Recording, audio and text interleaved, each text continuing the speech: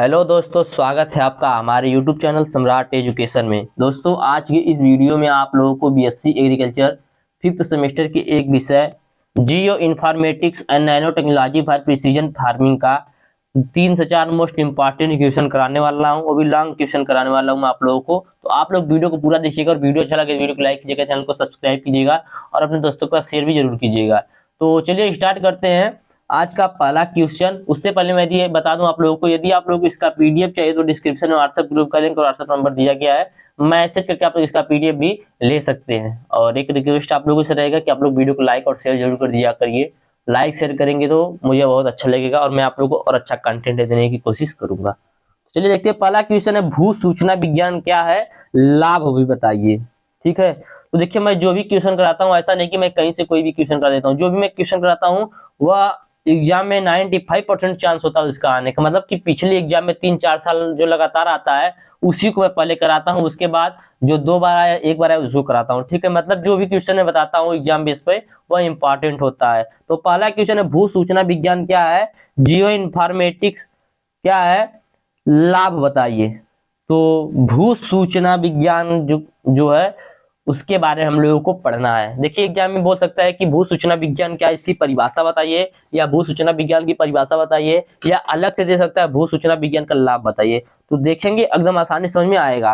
तो भू सूचना विज्ञान 2 शब्दों से मिलकर बना है। जो हमारा भू सूचना विज्ञान है यह 2 शब्दों से मिलकर बना है, भू तथा सूचना विज्ञान। तो भू सूचना विज्ञान 2 शब्दों से मिलकर बना है, भू तथा सूचना विज्ञान, जिसका आशय है पृथ्वी के सूचना प्रसंस्करण का अध्ययन। देखिए भू का मतलब है पृथ्वी और सूचना विज्ञान का मतलब है सूचना प्रसंस्करण का अध्ययन। यदि पूरी बात करें तो भू सूचना विज्ञान जो है 2 शब्दों से मिलकर बना है, भू तथा सूचना विज्ञान, जिसका आशय है पृथ्वी के सूचना प्रसंस्करण का अध्ययन। देखिए समझते चलिएगा, सब कुछ समझने वाली बात है इसमें। ठीक है, अतः हम कह सकते हैं कि भू विज्ञान को पृथ्वी विज्ञान और सूचना विज्ञान के संघ के रूप में समझा जा सकता है। ठीक है, भू विज्ञान को पृथ्वी विज्ञान और सूचना विज्ञान के संघ के रूप में समझा जा सकता है। भू सूचना व्यापक रूप से पृथ्वी के बारे में जानकारी के संग्रह, विश्लेषण, भंडारण, पुनर्प्राप्ति और प्रसार के लिए सूचना प्रौद्योगिकी के उपयोग से संबंधित है। ठीक है, तो क्या होता है भू सूचना विज्ञान समझ गए होंगे। इसकी परिभाषा आप लोग सुन लीजिए।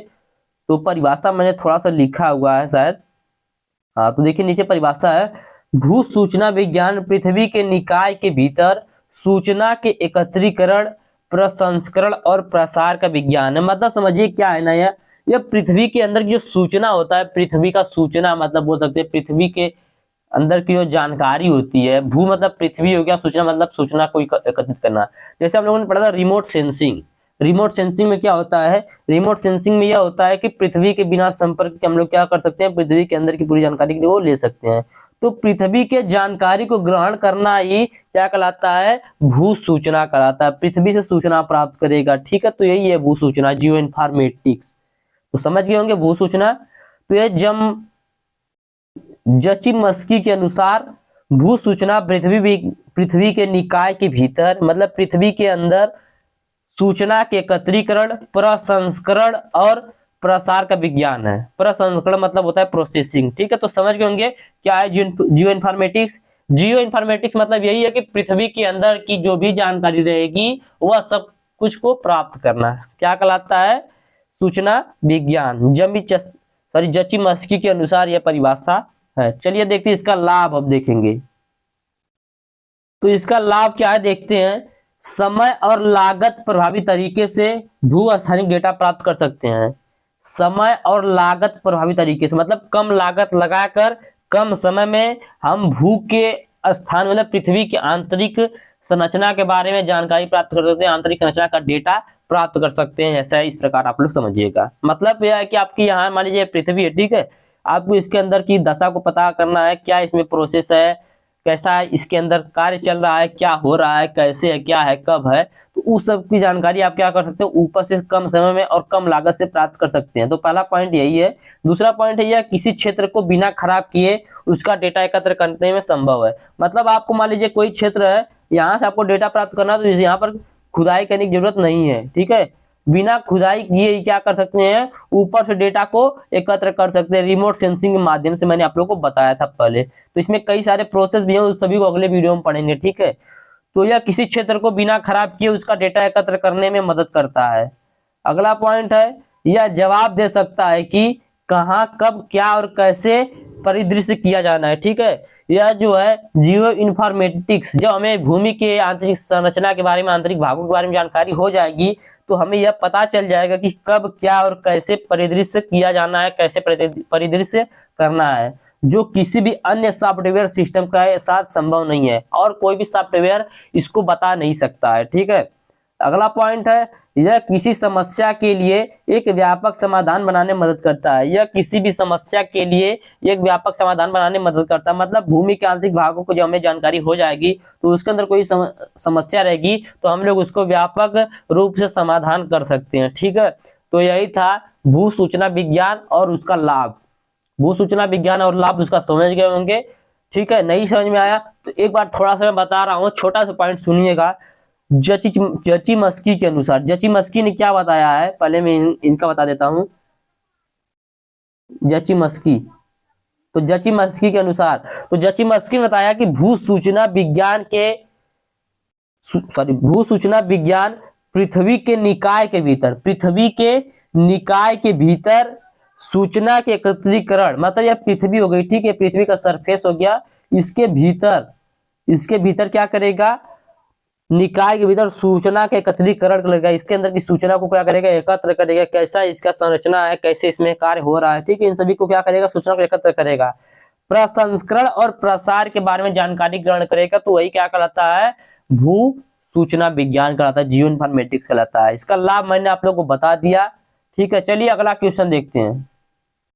यह जो क्वेश्चन है 100% एग्जाम में आएगा। ठीक है, आप लोग 100% इसको लिखकर नोट कर लीजिए। और एक आप लोगों से कहने बात यह है, रिक्वेस्ट है कि आप लोग नोट्स बनाते चलिएगा, जो भी मैं इंपॉर्टेंट क्वेश्चन बता रहा हूँ। इससे क्या होगा, इससे आप लोगों को याद हो जाएगा। ठीक है, तो यह देखिए जो क्वेश्चन है 100% मैं बोल रहा हूँ एग्जाम में आएगा। ठीक है, 3 नंबर से ज्यादा का आएगा, क्योंकि जो 1 नंबर वाला है वो अब 3 नंबर का हो गया, इसलिए 3 नंबर से ज्यादा का आएगा और 100% आएगा। तो परिशुद्ध कृषि क्या है, लाभ और सीमा बताइए। What is precision agriculture, advantage और एलिगेशन बताइए। ठीक है, तो चलिए देखते हैं पहले क्या होता है परिशुद्ध खेती। परिशुद्ध खेती मतलब पहले समझिएगा। देखिए मैंने इसको अपनी भाषा में लिखा है। देखिए मैं जो भी आप लोग कंटेंट देता हूं, मैं सोचता हूं कि अपनी भाषा में लिखे ताकि आप लोगों को अच्छे समझ में आ सके। ठीक है, तो इतना मेहनत लगता है वीडियो बनाने में, एक लाइक तो कर ही सकते हैं आप लोग। तो चलिए देखते हैं क्या होता है परिशुद्ध कृषि। तो कृषि संसाधनों का कम से कम प्रयोग करके पर्यावरण को ध्यान में रखते हुए गुणवत्तापूर्ण उत्पादन प्राप्त करने की प्रक्रिया को ही परिशुद्ध कृषि कहा जाता है। समझ में आया? कृषि संसाधनों का कम से कम प्रयोग करेंगे, मतलब एकदम कम से कम प्रयोग करेंगे और पर्यावरण को ध्यान में रखते हुए गुणवत्तापूर्ण उत्पादन प्राप्त करने की प्रक्रिया को ही परिशुद्ध कृषि कहा जाता है। ठीक है, फिर सुनिएगा, कृषि संसाधनों का कम से कम प्रयोग करके। कृषि संसाधनों का कम से कम प्रयोग मतलब जो भी हमारे पास कृषि का संसाधन है, जैसे खाद हो गया, पानी हो गया, ठीक है, हमारा मशीन हो गया, मशीनरी हो गई, ट्रैक्टर हो गया, इन सभी का मतलब जो भी कृषि के संसाधन जिससे भी हम लोग कृषि करते हैं, उन संसाधनों का कम से कम प्रयोग करके पर्यावरण को ध्यान में रखते हैं। मतलब इस प्रकार से खेती करेंगे कि पर्यावरण को भी कोई हानि न हो, उसके ध्यान में रखते हुए गुणवत्तापूर्ण उत्पादन प्राप्त करने की प्रक्रिया को परिशुद्ध कृषि कहा जाता है। मतलब देखिए गुणवत्ता भी अच्छी रहेगी, उसमें लागत भी हम लोग कम लगाएंगे और उत्पादन भी अच्छा होगा, तो उसी को बोला जाता है परिशुद्ध कृषि। समझ गए होंगे? देखिए इससे अच्छा आप लोग कहीं मिलेगा नहीं, आप लोग कहीं पर भी खोज सकते हैं। तो कृषि संसाधनों का कम से कम प्रयोग करके पर्यावरण को ध्यान में रखते हुए गुणवत्तापूर्ण उत्पादन प्राप्त करने की प्रक्रिया को ही परिशुद्ध कृषि कहा जाता है। चलिए अगला डेफिनेशन देखते हैं। परिशुद्ध कृषि में उपज को अधिकतम उपयुक्त मात्रा में परिशुद्ध कृषि में उपज को अधिकतम बनाने हेतु उचित समय पर सटीक और उपयुक्त मात्रा में जल, उर्वरक, कीटनाशक आदि का प्रयोग किया जाता है। ध्यान दीजिएगा क्या बोला जा रहा है, परिशुद्ध कृषि में, प्रिसीजन एग्रीकल्चर में उपज को अधिकतम बनाने के लिए उपज को अधिकतम बढ़ाने के लिए मतलब बनाने के लिए या उपज बढ़ाने के लिए उचित समय पर सटीक और उपयुक्त मात्रा में जल, उर्वरक, कीटनाशक आदि का प्रयोग किया जाता है। ठीक है, देखिए बार बार बोल रहा हूं इसलिए कि आप लोग को याद हो जाए। ठीक है, आप लोग ये मत सोचिएगा कि बार बार एक ही चीज को बोल रहे हैं। तो देखिए फिर से समझिएगा, सर पूरा बताएंगे। तो परिशुद्ध कृषि में उपज को अधिकतम बनाने हेतु या उपज को बढ़ाने हेतु उचित समय पर उपयुक्त मात्रा में जल, उर्वरक, कीटनाशक आदि का प्रयोग करना प्रिसीजन एग्रीकल्चर कहलाता है। तीसरा डेफिनेशन देखते हैं, सही समय में, सही स्थान पर, सही मात्रा में कृषि निविष्टियों का इस्तेमाल करना ही परिशुद्ध कृषि कहलाता है। सही समय में, सही स्थान पर, सही मात्रा में कृषि निविष्टियों का इस्तेमाल करना ही परिशुद्ध कृषि कहलाता है। तो यह हो गया प्रिसीजन एग्रीकल्चर। देखेंगे इसका लाभ। तो इसका लाभ क्या है? तो इससे लाभ यही है कि कुल उपज में वृद्धि। तो कुल उपज में वृद्धि कैसे होगी?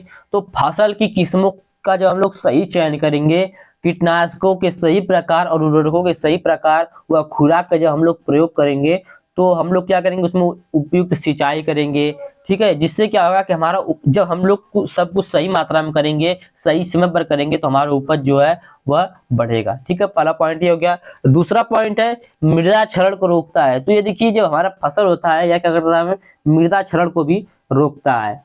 अगला पॉइंट है उत्पादन लागत में कमी। जब हम लोग उचित समय पर सही मात्रा में किसी भी कृषि उपकरण का या किसी भी कृषि संसाधन का उपयोग करेंगे, तो उससे क्या होगा, कृषि रसायनों के निवेश की लागत कम हो जाएगी, जिसके अलावा उच्च उत्पादन प्रति इकाई लागत को कम करेगा। तो इस प्रकार से उत्पादन लागत में भी कमी होगी। उसके बाद अगला है कम पर्यावरण प्रभाव। ठीक है, तो एक सही दर पर कृषि रसायनों का समय समय पर प्रयोग करेंगे तो हमारे पर्यावरण को भी कोई हानि नहीं होगी। तो ये कम पर्यावरण प्रभाव। अगला पॉइंट है जल संसाधनों का कुशल उपयोग। जल संसाधनों का कुशल उपयोग, तो जब हम लोग जल संसाधन सही समय पर सही मात्रा में जल का प्रयोग करेंगे, तो जल संसाधन जो उसका भी कम प्रयोग करना पड़ेगा। ठीक है, अगला है कृषि प्रबंधन में बेहतर निर्णय लेना। कृषि प्रबंधन में बेहतर निर्णय लेना मतलब क्या है? तो मशीनरी उपकरण किसानों को सटीक जानकारी प्राप्त करने में मदद करता है, जो भूमि को तैयार करने में उर्वरक, कीटनाशक और शाकनाशी अनुप्रयोगों, सिंचाई और जल निकासी और उत्पादन के बाद की गतिविधियों में उचित निर्णय लेने के लिए संसाधित और विश्लेषित किए जाते हैं। ठीक है, इस प्रकार क्या कर सकते हैं लोग, कृषि प्रबंधन में बेहतर निर्णय ले सकते हैं। तो यह था कृषि प्रबंधन में बेहतर निर्णय लेना। अगला है किसानों का शिक्षित होना। ठीक है, तो सभी परिशुद्ध खेती प्रणाली क्षेत्र की गतिविधियां मूल्यवान क्षेत्र में प्रबंध की जानकारी प्रदान करती हैं और डेटा उपकरणों को और कंप्यूटर में संग्रहित किया जाता है। इस प्रकार किसान बेहतर प्रबंधन प्राप्त करके अपने क्षेत्र उत्पादन प्रणालियों के बारे में ज्ञान प्राप्त कर सकता है, या बोल सकते हैं कि किसानों का शिक्षित होना भी इसके लिए आवश्यक होता है। ठीक है, आगे देखेंगे इसकी सीमा, एलिगेशन। तो छोटे खेतों का आकार, देखिए जो प्रिसीजन एग्रीकल्चर होता है, यदि इसको हम लोग छोटे खेतों में करेंगे तो उससे हमें ज्यादा लाभ नहीं होगा, इसलिए यह इसकी सीमा है। छोटे खेतों में इसकी खेती नहीं की जाती। फसल प्रणाली की विविधता के कारण भी हम लोग इसकी खेती नहीं कर सकते हैं। अगला है नए कौशल आवश्यकता वाले उपकरणों और तकनीकों की जटिलता। नए कौशल की आवश्यकता वाले उपकरणों और तकनीकों की जटिलता।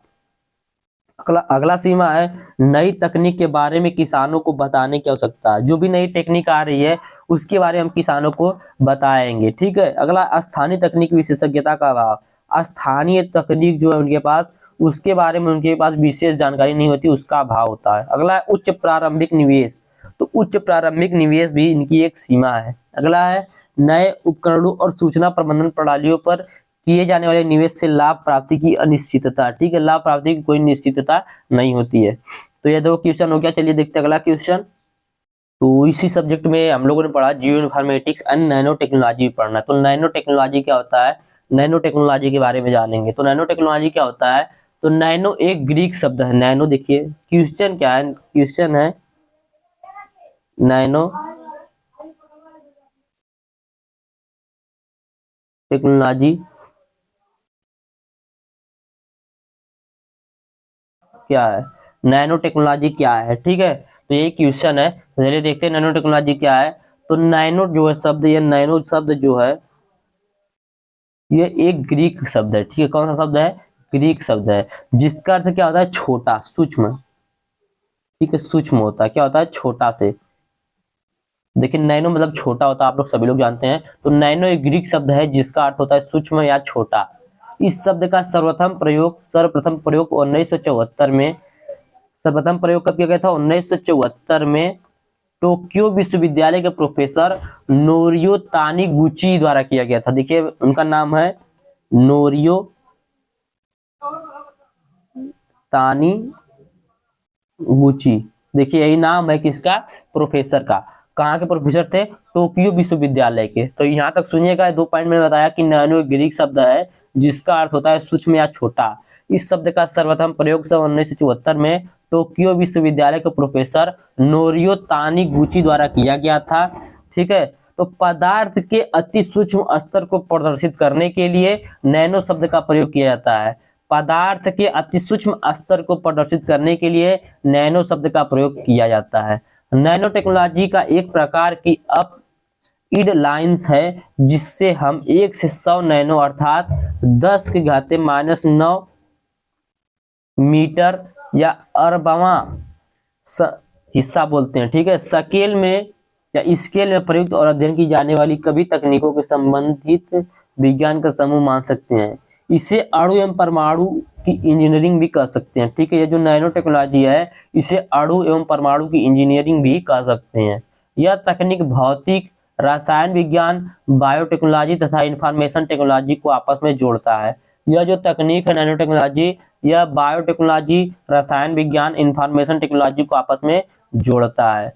तो यही था नैनो टेक्नोलॉजी। नैनो टेक्नोलॉजी जो है ग्रीक भाषा का शब्द है जिसका अर्थ होता है सूक्ष्म या छोटा। इस शब्द का सर्वप्रथम प्रयोग 1974 में टोक्यो विश्वविद्यालय के प्रोफेसर नोरियो तानीगुची द्वारा किया गया था। इसका मतलब है पदार्थ के अति सूक्ष्म स्तर को प्रदर्शित करने के लिए प्रयोग करना। ठीक है, नैनो टेक्नोलॉजी एक प्रकार की अपइड लाइन्स है जिसे हम 1 से 100 नैनो अर्थात 10 घाते -9 मीटर का अरबवां हिस्सा कहते हैं। इसके लिए प्रयुक्त और अध्ययन की जाने वाली सभी तकनीकों और संबंधित विज्ञान का समूह मान सकते हैं। इसे अणु एवं परमाणु की इंजीनियरिंग भी कह सकते हैं। यह तकनीक भौतिक, रसायन विज्ञान, बायोटेक्नोलॉजी तथा इंफॉर्मेशन टेक्नोलॉजी को आपस में जोड़ता है। ठीक है, तो यही था नैनो टेक्नोलॉजी। कभी कभी पूछता है कि विभिन्न नैनो टेक्नोलॉजी किस किस क्षेत्रों में प्रयोग किया जाता है, तो यह चिकित्सा के क्षेत्र में प्रयोग किया जाता है, ऑटोमोबाइल के क्षेत्र में, कंप्यूटर और मोबाइल के क्षेत्र में, औद्योगिक के क्षेत्र में, ठीक है, रक्षा क्षेत्र में, तो लगभग सभी क्षेत्रों में इसका यूज किया जाता है। तो इसके बारे में हम लोग डिटेल में पढ़ेंगे, इसका उपयोग देख लेते हैं। तो पौधों में संतुलित पोषक तत्वों की आपूर्ति का कार्य करता है। ठीक है, दूसरा पॉइंट खरपतवारों के नियंत्रण में प्रभावी भूमिका निभाता है। तीसरा पॉइंट है बीजों के अंकुरण में उपयोगी कार्य करता है। बीज के अंकुरण में क्या करता है, उपयोगी कार्य करता है। अगला पॉइंट है मिट्टी स्वास्थ्य सुधार में उपयोगी होता है नैनो टेक्नोलॉजी। अगला है रासायनिक और कार्बनिक उर्वरकों की उपयोग क्षमता को बढ़ाता है। अगला पॉइंट है खाद्य प्रसंस्करण में महत्वपूर्ण योगदान देता है। अगला पॉइंट है जल प्रबंधन में उपयोगी भूमिका अदा करता है। ठीक है, तो इस प्रकार से इसका उपयोग किया जाता है। तो उम्मीद करते हैं 3 क्वेश्चन मैंने बताया आपको अच्छे समझ आ गया होगा। तो यदि आप लोगों को यह वीडियो अच्छा लगा तो वीडियो को लाइक कीजिएगा, चैनल को सब्सक्राइब कीजिएगा और अपने दोस्तों के पास शेयर जरूर कीजिएगा। धन्यवाद, जय हिंद।